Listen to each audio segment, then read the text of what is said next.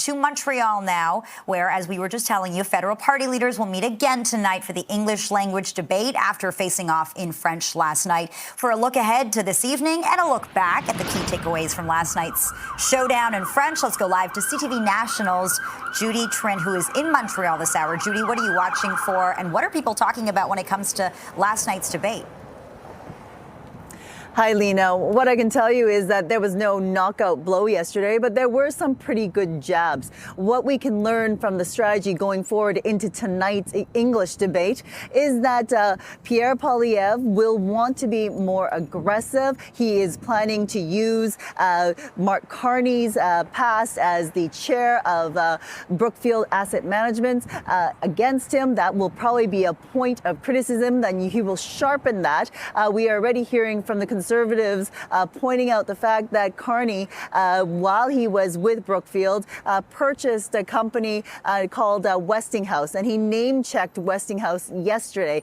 When Carney was asked about the future energy sources for Canada, he said nuclear was a good, clean energy, and that's when he brought up Westinghouse. And the Conservatives bring up the fact that Westinghouse was purchased by Brookfield, and whether or not Mark Carney has this conflict of interest. As for his part, Pierre Poilievre will be on the defensive. He will have to try to show that he is in control, that he is able to be the best negotiator with Donald Trump without looking and sounding like Donald Trump. So that is the line that he has to walk.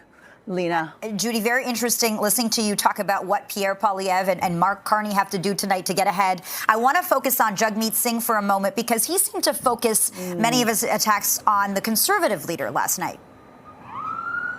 That's right. He said that the Conservatives just want to cut. Pierre Poilievre was like, nope, not true. But he kept on jabbing at that, right? Bit by bit. I think also one thing, a memorable exchange for me, was when all the leaders were asked, in light of the U.S. trade war, what U.S. products have they stopped consuming?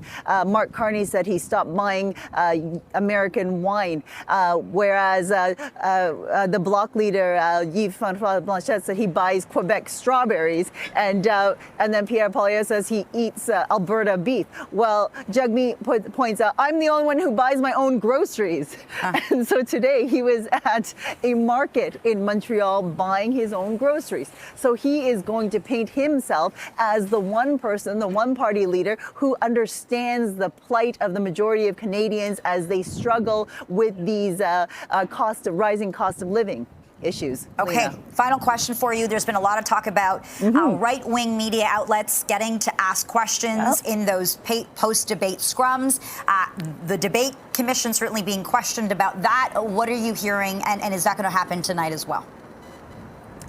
Well, various right-wing media, Rebel News, Juno News, there are these, they won basically a lawsuit in which they were basically allowed to be part of the media scrum, be part of the media contingent, asking the leaders questions following the debates. And how it works, Lena, is it's a first come, first serve kind of thing. They were able to queue up at the very front of the line and dominate most of the questions, because the leaders are only given about 12 minutes to answer reporter questions, and each reporter up at the mic gets one question and a follow-up.